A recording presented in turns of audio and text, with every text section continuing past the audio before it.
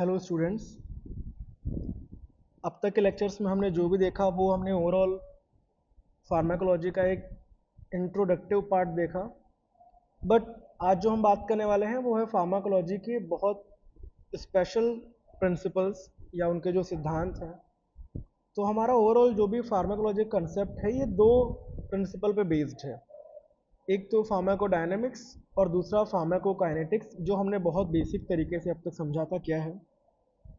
इस लेक्चर में कोशिश करेंगे हम कम्प्लीटली फार्माकोडायनेमिक्स क्या है उसको समझें। तो अगर मैं आपसे पूछूं कि पैरासीटामोल बुखार को कम कैसे करती है, सॉल्ब्यूटामोल अस्थमा में सांस लेने में कैसे हेल्प करती है, इंसुलिन ब्लड शुगर कैसे कम करती है, एड्रेनालिन इमरजेंसी में पेशेंट की जान कैसे बचाती है, क्या ये सभी ड्रग्स एक ही तरीके से काम करती हैं? तो जिसका जवाब है नहीं। हर ड्रग का एक अपना अलग अलग मैकेनिज्म होता है। मैकेनिज्म का मतलब काम करने का एक तरीका, और इन्हीं सभी मैकेनिज्म्स को समझने वाला ये जो सब्जेक्ट हमारा है, ये जो टॉपिक है, यही फार्माकोडायनेमिक्स कहलाता है। अगर फार्माकोलॉजी एक मूवी या एक फिल्म है तो समझ लो फार्माकोडायनेमिक्स उस मूवी की एक स्टोरी है। आपके ये समझने के लिए मैंने आपको एग्जांपल दिया, यानी कि ड्रग बॉडी के अंदर जाके क्या करती है, कैसे काम करती है, किस सेल पर काम करती है, किस रिसेप्टर पे जाके बाइंड करती है, किस वजह से डिजीज़ ठीक होती है। इन सभी क्वेश्चंस के आंसर हमें फार्माकोडायनेमिक्स देती है। तो सबसे पहले अगर हम इसकी डेफिनेशन समझते हैं, pharmacodynamics deals with the biochemical and physiological effects of drugs and there mechanism of actions, and it explains how drug concentration relates to response. So according to K.D. Tripathi, it includes dose response relationship, receptor interactions, signals, transduction and modification of body functions. या और easy language में अगर मैं बताऊं तो pharmacology is the branch of pharmacodynamics is the branch of pharmacology that deals with the biochemical and physiological effects of drugs on the body and their mechanism of action। अगर आप बहुत easy तरीके से समझना चाहें तो फार्माकोडायनेमिक्स का mean है ड्रग शरीर पर क्या करती है और किस प्रकार अपना इफेक्ट जनरेट करती है। तो अगर सिंपल या सिंगल लाइन में मैंने कई बार आपको दोनों लेक्चर्स में बताया है what the drug does to the body, आप इस तरीके से भी याद कर सकते हैं। तो मैंने आपको बताया एक एग्जांपल ले लेते हैं कि मान लीजिए आपको फीवर है और आपने पैरासीटामोल लिया। 30 मिनट बाद क्या हो गया कि आपका फीवर कम हो गया। अब आपके मन में ये क्वेश्चन तो आएगा ना कि ये जो गोली थी ये बॉडी में कैसे पहुंची। तो क्वेश्चन अब भी यही है कि फीवर कम कैसे हुआ, पैरासीटामोल ने कौन सा केमिकल ब्लॉक किया, ब्रेन में कहाँ काम किया, बॉडी टेम्परेचर क्यों कम हुआ। यही एक फार्माकोडायनेमिक्स है अगर हम ये चीज़ें समझने की कोशिश करें। दूसरा एग्जांपल हम अस्थमा के मरीजों की बात कर लें। पेशेंट ने सॉल्ब्यूटामोल इनहेलर लिया। इनहेलर एक डिवाइस होता है जिसमें ड्रग फिल होती है, जिसको हम नाक के सहारे लेते हैं। 2 मिनट बाद उसको सांस लेने में आसानी होने लगी, जो पहले मुश्किलात थे। अब फिर से सवाल यह है कि ड्रग ने ब्रोंकाइस को कैसे खोल दिया, किस रिसेप्टर पे काम किया, मसल रिलैक्स कैसे हुए। यही सारी चीज़ें सोचना और यही काम को समझना एक फार्माकोडायनेमिक्स है। तो फार्माकोडायनेमिक्स किन क्वेश्चंस का आंसर देती है? जब भी कोई ड्रग बॉडी में जाती है तो फार्माकोडायनेमिक्स इन क्वेश्चंस का एग्जांपल देगी, जैसे कि ड्रग कहाँ काम करेगी, कहाँ काम करेगी का मतलब कि उसका टारगेट ऑर्गन क्या है ना, किस अंग पे काम करेगी। दूसरा चीज़, ड्रग किस रिसेप्टर पे बाइंड करेगी। मैंने रिसेप्टर आपको बताया था, ताले और चाबी का जो माहौल है। ड्रग किस प्रकार रिस्पॉन्स जनरेट करेगी, ड्रग का कितना इफेक्ट होगा, अगर हमने डोज बढ़ा दिया तो इफेक्ट क्यों बढ़ेगा, साइड इफेक्ट्स क्यों आते हैं, टॉक्सिसिटी क्यों होती है। ये सारे सवाल हमारे जहन में आएंगे। ड्रग एक्शन की बात करें अगर हम, सबसे इंपॉर्टेंट कॉन्सेप्ट, सभी ड्रग एक तरीके से काम नहीं करते, सबका काम करने का तरीका एक जैसा नहीं होता। कुछ रिसेप्टर पे काम करती हैं, कुछ एंजाइम्स को रोकती हैं, कुछ आयन चैनल्स खोलती हैं, कुछ केमिकल्स को न्यूट्रलाइज करती हैं, कुछ केवल फिजिकल एक्शन करती हैं। इन्हीं सभी को हम ड्रग एक्शन कहते हैं, है ना। अब टाइप ऑफ ड्रग एक्शन, यहां पे आ जाते हैं हम, ठीक है। आज हम कुछ स्पेशल मैकेनिज्म्स को समझेंगे। सबसे पहले आएगा रिसेप्टर मीडिएटेड एक्शन, फिर हम enzyme inhibition, ion channel modulation, transporter inhibition या फिजिकल एक्शन, केमिकल एक्शन के बारे में। तो सबसे पहले रिसेप्टर मीडिएटेड ड्रग एक्शन क्या होता है। ये सबसे लगभग कॉमन मैकेनिज्म है। लगभग आधी से ज़्यादा ड्रग्स रिसेप्टर पे काम करती हैं। तो आप जान लो रिसेप्टर क्या होता है। रिसेप्टर हर एक सेल की सरफेस या सेल के अंदर पाए जाने वाला एक स्पेशल प्रोटीन होता है। चलो मैं आपको इसको ये चीज़ बना के दिखा रहा हूँ यहाँ पे, ठीक है। सबसे पहले जैसे कि ये मैंने एक सर्कल बना दिया, मान लो ये एक सेल हो गई, ठीक है। अब इस सेल पे मौजूद कुछ इस टाइप से खूब सारे रिसेप्टर्स लगे होते हैं। ये इस टाइप से बहुत सारे पर्टिकुलर सेल पे रिसेप्टर लगे होते हैं। अब कोई रिसेप्टर किसी और ड्रग के लिए होता है, कोई किसी और ड्रग के लिए होता है, कोई किसी और ड्रग के लिए होता है। तो अब मान लो कि हमारे पास ये ड्रग है, ठीक है। इस ड्रग का रिलेशन सिर्फ उसके पर्टिकुलर रिसेप्टर से ही है। तो वो ये ड्रग हमारी सारे रिसेप्टर बाइंड नहीं करेगी, और जब तक ये ड्रग हमारी इस रिसेप्टर से बाइंड नहीं करेगी तब तक उसको अंदर जाने की परमिशन नहीं मिलेगी, तब तक वो इस सेल के अंदर एंटर नहीं कर पाएगी। तो रिसेप्टर सेल की सरफेस या सेल के अंदर पाए जाने वाले एक स्पेशल प्रोटीन होता है। ड्रग उसी प्रोटीन से बाइंड करके अपना इफेक्ट जो है वो जनरेट करता है। सबसे एग्जांपल, जो इजी एग्जांपल है मैंने आपको पहले ही बताया है, अपने घर का लॉक सोचिए, ताला। मान लीजिए कि ये जो रिसेप्टर है ये एक लॉक है। ये क्या है? एक लॉक है। इसको मान लीजिए एक लॉक। और जो आपके पास ये जो ड्रग है, ठीक है, आपके पास ये जो ड्रग है, आप इसको क्या मान लेंगे? इट्स अ की। की का मतलब क्या होता है? चाबी। ये क्या हो गई? ये की हो गई। जब तक की किसी लॉक से कनेक्ट नहीं होगी तब तक ताला नहीं खुलेगा। और सारी चाबियां हर एक ताले में नहीं लग सकती है ना। हर एक सही ताले की सही चाबी होती है। अगर सही की लगेगी तभी डोर खुलेगा, गलत की लगाने से कुछ भी नहीं होगा। वैसे ही सही ड्रग सही रिसेप्टर पे ही काम करेगी, है ना। तो एग्जाम्पल के तौर पे सॉल्ब्यूटामॉल लंग्स में प्रेजेंस बीटा 2 रिसेप्टर पे बाइंड करेगी। रिसेप्टर एक्टिवेट होते हैं, ब्रोंकियल मसल रिलैक्स हो जाती है, एयरवे खुल जाती है, पेशेंट आसानी से सांस लेता है। जैसे इंसुलिन, है ना। इंसुलिन के इंजेक्शंस शुगर वाले पेशेंट्स को इंसुलिन रिसेप्टर पे बाइंड करेगा, ग्लूकोज सेल के अंदर जाने लगेगा, ब्लड शुगर कम हो जाता है। तो इसी तरीके से अब दूसरा हम बात करेंगे एंजाइम इनहिबिशन, ठीक है। ये दूसरा मैकेनिज्म आता है। कुछ ड्रग्स रिसेप्टर पर काम नहीं करती। अब हर एक ड्रग रिसेप्टर के सहारे तो नहीं चलेगी। कुछ ड्रग्स होती हैं किसी एंजाइम को रोकती हैं। एंजाइम क्या है? एंजाइम बॉडी की एक केमिकल फैक्ट्री है जो लगातार रिएक्शंस करवाती रहती है। ड्रग क्या करेंगी?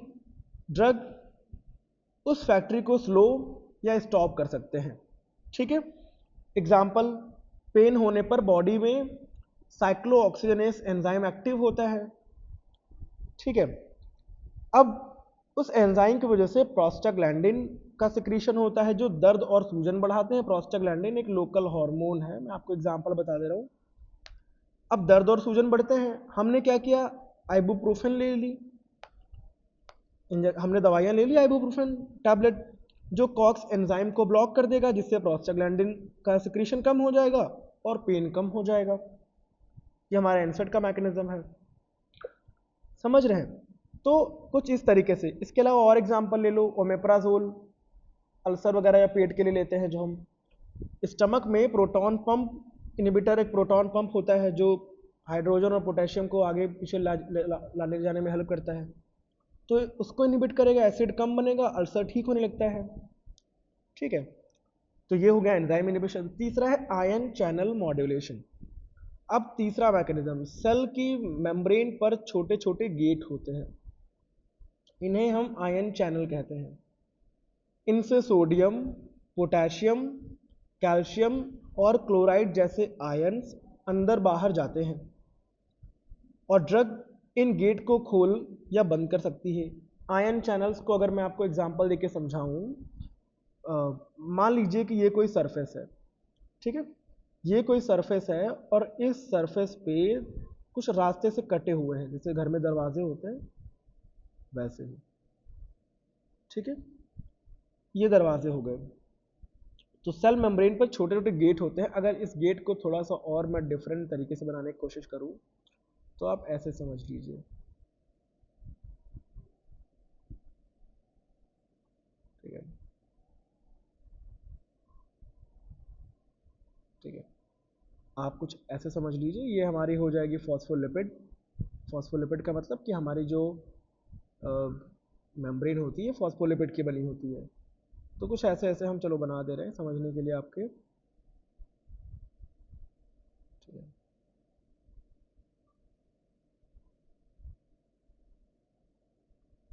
ये हो गई फॉस्फोलिपिड। अब जो भी हमारे आयन, जैसे कि सोडियम आयन,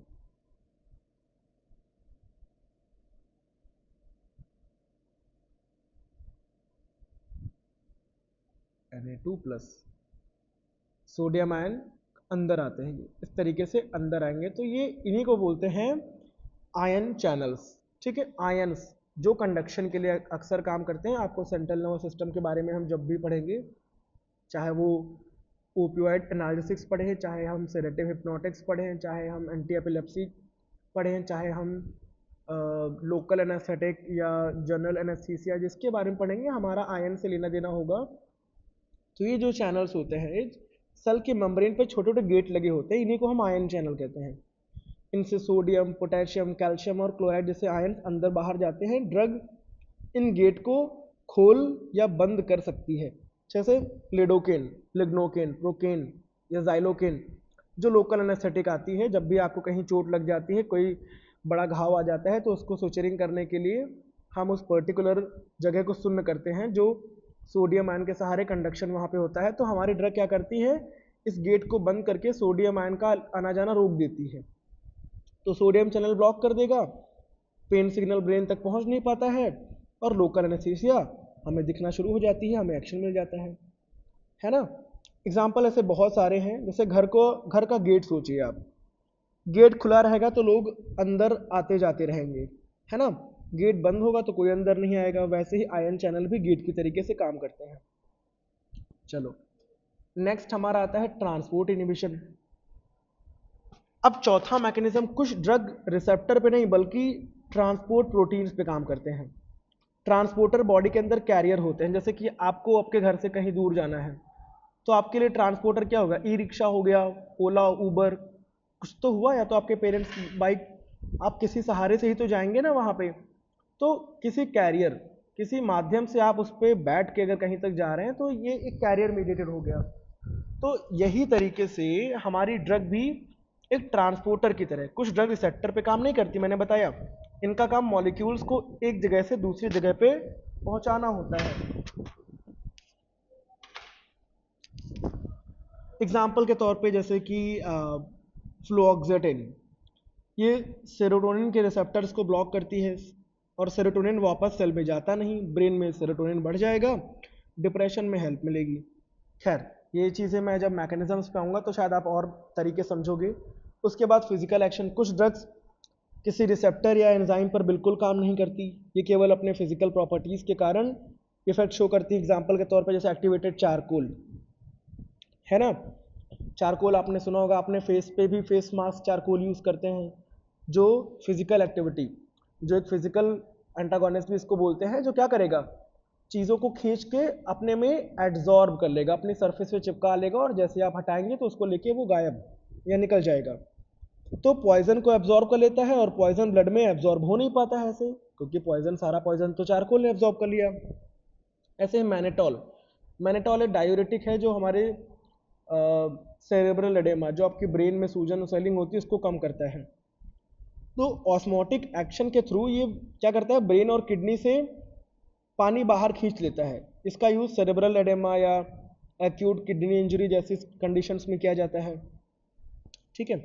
अब केमिकल एक्शन, कुछ ड्रग्स डायरेक्टली किसी केमिकल के साथ में रिएक्शन करके काम करती हैं। एग्जाम्पल के तौर पे एंटासिड्स जैसे, है ना, जैसे कि मैग्नीशियम हाइड्रोक्साइड या कैल्शियम कार्बोनेट, ये स्टमक के हाइड्रोक्लोरिक एसिड से रिएक्शन करती हैं और उसको न्यूट्रलाइज कर देती हैं। ये भी हम आगे देखेंगे। तो ये रहा आपका ओवरऑल इस तरीके से। ठीक है। तो खैर, तो फार्माकोडायनेमिक्स में हमने पहले फेज में इतना देखा। अभी हम जो दूसरा देखेंगे, ठीक है, इसमें हम समझेंगे डोज रिस्पॉन्स रिलेशनशिप के बारे में। ठीक है। तो पिछले वाले टॉपिक में हमने इसमें देखा समझा था कि ड्रग बॉडी में किस तरीके से काम करता है, लेकिन हमारे लिए एक नया क्वेश्चन है कि मान लीजिए कि दो पेशेंट हैं अब। ठीक है, दो पेशेंट हैं, दोनों को फीवर है। पहले पेशेंट को 500 mg पैरासीटामोल दी गई, दूसरे पेशेंट को 1000 mg पैरासीटामोल दी गई। अब सोचिए, क्या दोनों में इफेक्ट सिमिलर होगा? क्या ज़्यादा डोज हमेशा ज़्यादा इफेक्ट देती है, या कोई लिमिट भी होती है? क्या किसी ड्रग की बहुत कम डोज भी असर कर सकती है? इन सभी क्वेश्चंस का आंसर हम समझेंगे डोज रिस्पॉन्स रिलेशनशिप में। तो डोज रिस्पॉन्स रिलेशनशिप का रिलेशन जो बताता है कि ड्रग की डोज बदलने पर उसके इफेक्ट, मतलब कि उसके रिस्पॉन्स में कितने चेंजेस या कितना परिवर्तन होता है। सिंपल भाषा में, जितनी डोज बदलती है उतना ही ड्रग का इफेक्ट भी बदल सकता है ना। हम एक डेली लाइफ का एग्जांपल लेते हैं। मान लीजिए कमरे में एक बल्ब लगा हुआ है, आप डिमर स्विच को धीरे धीरे बढ़ाते हैं। स्विच मतलब जो उसकी लाइट को कम ज़्यादा करे। 10% पे बहुत हल्की रोशनी, 40% पे और ज़्यादा वो रोशनी देगा, 80% पे और ज़्यादा रोशनी देगा, 100% पर मैक्सिमम। इसके बाद चाहे स्विच को और घुमाने की कोशिश करोगे, बल्ब इससे ज़्यादा नहीं चमकेगा, है ना। तो यही डोज रिस्पॉन्स रिलेशनशिप है। ठीक है। तो डोज का मतलब आपका स्विच हो गया, इफेक्ट का मतलब वो लाइट हो गई। ठीक है। दूसरा एग्जांपल, मान लीजिए आपको बहुत तेज सर दर्द है, डॉक्टर ने पैरासीटामोल 500 mg दी। ठीक है, पेन कम हुआ। अगर ज़रूरत हो तो 1000 mg तक वो डोज बढ़ाई जा सकती है। ठीक है, और वो भी एक सफिशिएंट डॉक्टर की रेंज में ही, आप एक मेडिकल रेंज में ही हम दे सकते हैं, और इफेक्ट कुछ ज़्यादा भी हो सकता है। लेकिन अगर आप 10 टैबलेट खा लो तो क्या पेन 10 गुना कम होगा? ऐसा बिल्कुल नहीं, बल्कि अब टॉक्सिसिटी शुरू हो जाएगी। यहीं से मैक्सिमम इफेक्ट का कॉन्सेप्ट आता है। ठीक है। तो सबसे पहले हम बात करेंगे डोज रेस्पॉन्स कर्व के बारे में। डोज और रेस्पॉन्स का जो रिलेशन है वो ग्राफ के टाइप से हम देखते हैं। वैसे तो इसे डोज रेस्पॉन्स कर्व कहते हैं। अब इसके दो टाइप्स जो आप देख रहे हो, ग्रेडेड डोज रेस्पॉन्स कर्व और क्वांटल डोज रेस्पॉन्स कर्व। सबसे पहले हम अगर समझे ग्रेडेड डोज रेस्पॉन्स कर्व, यही कर्व बताती है कि एक ही पेशेंट में डोज बढ़ाने पर इफेक्ट धीरे धीरे कैसे बदलता है। Shows the intensity of response with increasing the dose in an individual. Example के तौर पे, एक पेशेंट को हमने मॉर्फिन दी, 5 mg मॉर्फिन दिया, उसका थोड़ा पेन कम हुआ, 10 mg में उसको रिलीफ हो गया, 15 mg में बहुत अच्छा रिलीफ हुआ, और 20 mg में लगभग मैक्सिमम रिलीफ हुआ। लेकिन अगर 25 mg दिया तो इफेक्ट लगभग वही रहता है, लेकिन साइड इफेक्ट बढ़ने लग जाते हैं। इसी को बोलते हैं ग्रेडेड डोज रेस्पॉन्स कर्व। ठीक है। अब अगर हम इसमें बात करें मैक्सिमम इफेक्ट की, ईमैक्स, ठीक है, मैक्सिमम इफेक्ट की, तो अब समझिए एक इंपॉर्टेंट कॉन्सेप्ट। ईमैक्स क्या होता है कि ईमैक्स वो मैक्सिमम इफेक्ट है जो कोई ड्रग जनरेट कर सकती है। एग्जाम्पल, पैरासीटामोल फीवर कम कर सकती है, लेकिन उसकी भी एक मैक्सिमम लिमिट है। उसके बाद ज़्यादा टैबलेट खाने से फीवर और कम नहीं होगा, बल्कि लीवर डैमेज हो सकता है। ठीक है। तो डोज बढ़ सकती है लेकिन इफेक्ट हमेशा नहीं बढ़ता। अगला क्या है, EC50। ये एक कॉम्पिटिटिव एग्जाम्स का एक फेवरेट टॉपिक है अक्सर।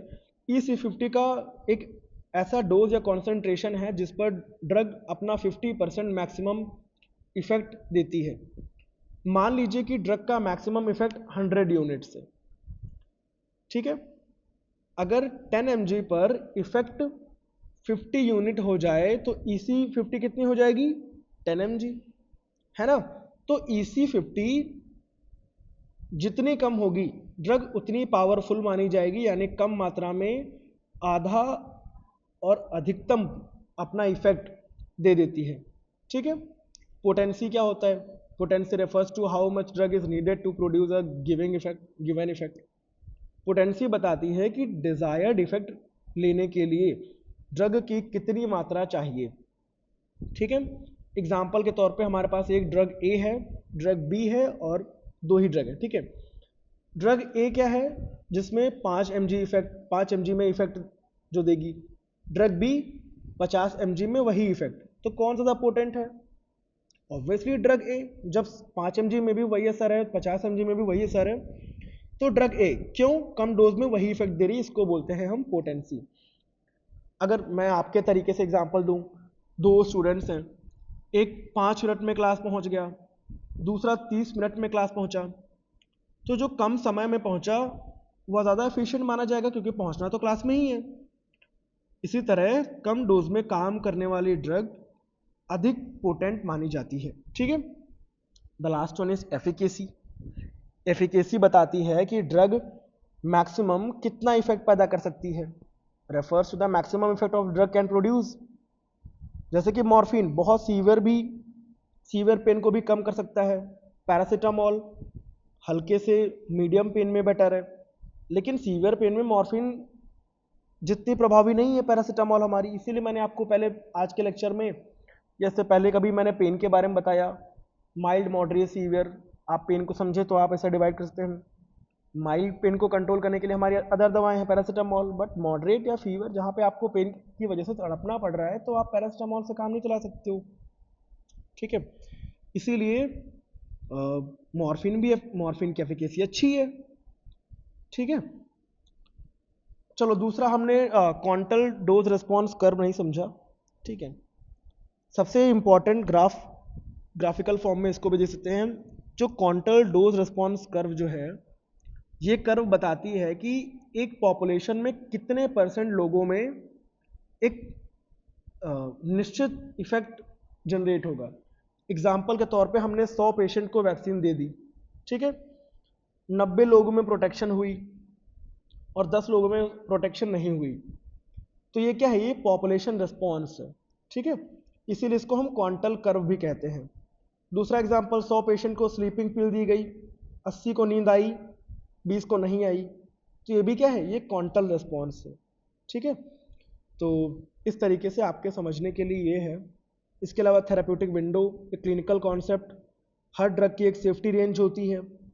अगर डोज बहुत कम होगी तो डिजीज़ ठीक नहीं होगी, डोज बहुत ज़्यादा होगी तो टॉक्सिसिटी हो जाएगी, तो इस बीच की जो सेफ रेंज आती है इसी को बोलते हैं थेराप्यूटिक विंडो, ठीक है। तो ठीक है, इसके अलावा थेराप्यूटिक इंडेक्स वगैरह, थेराप्यूटिक इंडेक्स ये बताता है कि कोई भी ड्रग कितनी सेफ है। तो therapeutic index is equal to toxic dose divided by effective dose. तो व्यवहारिक रूप से अक्सर TD50 और ED50 का यूज़ करते हैं एग्जाम्पल के तौर पे। इफेक्टिव डोज अगर 10 mg है, टॉक्सिक डोज 100 mg है, तो therapeutic index is equal to 100 divided by 10। इसका मतलब हमारी थेराप्यूटिक इंडेक्स कितनी आ जाएगी, 10 आ जाएगी। तो जितना बड़ा थेराप्यूटिक इंडेक्स होगा ड्रग उतनी ही सेफ मानी जाएगी। खैर, तो इस लेक्चर में हमने या इस पॉइंट पे हमने डोज रिस्पॉन्स रिलेशनशिप समझा, graded dose response curve, quantal, Emax, EC50, potency, efficacy, काफ़ी चीज़ें, ठीक है। अभी हम बात करेंगे ड्रग एंटागोनिज्म के बारे में, ठीक है। इसमें भी एक क्वेश्चन मेरा आता है, मान लीजिए किसी पेशेंट को अस्थमा है और डॉक्टर ने उसको सॉल्ब्यूटामॉल दे दिया।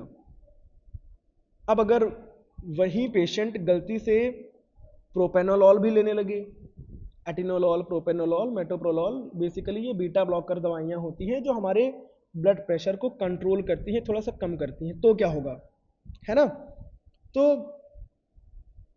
सॉल्ब्यूटामॉल एयरवे को खोलने की कोशिश करेगा, ठीक है, लेकिन प्रोपेनोलॉल उसी इफेक्ट को रोक देगा। तो आखिर शरीर में होगा क्या, प्रोपेनोल, क्योंकि ये बीटा ब्लॉकर है ना, और बीटा रिसेप्टर्स हमारे लंग्स में भी होते हैं, अगर उनको रोक देंगे तो ब्रोंको कॉन्स्ट्रिक्शन होगा। एक तरफ हम ब्रोंको डायलेशन भी चाह रहे हैं और दूसरी तरफ हम ऐसी दवाइयाँ ले रहे हैं जो ब्रोंको कॉन्स्ट्रिक्शन भी करवा रहा है, तो कहाँ सांस ले पाएंगे।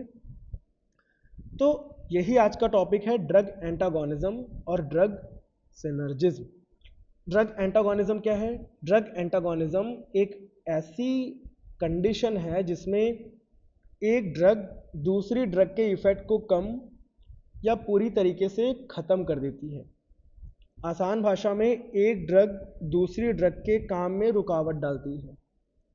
एक डेली लाइफ एग्जांपल ले लो, दो लोग एक दरवाजे पर खड़े हैं, एक व्यक्ति दरवाज़ा खोल रहा है और दूसरा व्यक्ति उसी समय उस दरवाजे को बंद कर रहा है, तो दरवाज़ा पूरी तरह नहीं खुल पाएगा, है ना, और जब दरवाज़ा पूरी तरह नहीं खुल पाएगा, यही एंटागोनिज्म है। क्या है? यही एंटागोनिज्म है, ठीक है। तो टाइप ऑफ ड्रग एंटागोनिज्म क्या है? Competitive antagonism, non competitive antagonism, physiological, chemical and pharmacokinetic antagonism, जो हम पढ़ने वाले हैं। तो फर्स्ट ऑफ ऑल सबसे पहले हम समझेंगे कॉम्पिटिटिव, या इसको हम बोलते हैं रिवर्सिबल एंटागोनिज्म, ठीक है। अब ये रिवर्सिबल एंटागोनिज्म क्या होता है, ठीक है। जब एगोनिस्ट, देखो एगोनिस्ट क्या होती है? हमारी कोई भी एक ड्रग, ठीक है, एगोनिस्ट क्या है? कोई भी एक ड्रग, जब एगोनिस्ट और एंटागोनिस्ट एक ही रिसेप्टर पे बाइंड करें, ठीक है, मान लो ये हो गया हमारा रिसेप्टर,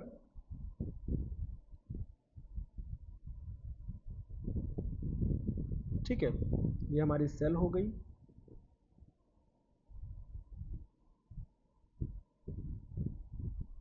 और ये उसके ऊपर लगा हुआ रिसेप्टर है, इस तरीके से,